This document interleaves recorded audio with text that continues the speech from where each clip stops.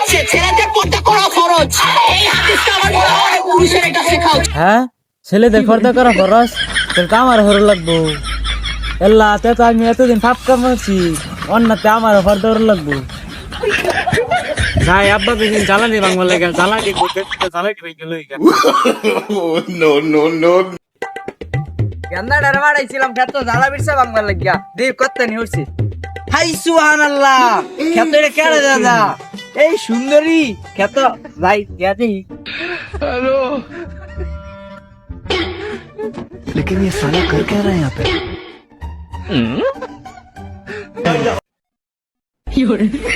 এই রসে ভরা যৌবন আমার নয়া গঙ্গের পানি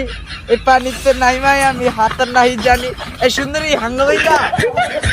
হারামজাদা বাপটা তো বালা লুচ্চা আছে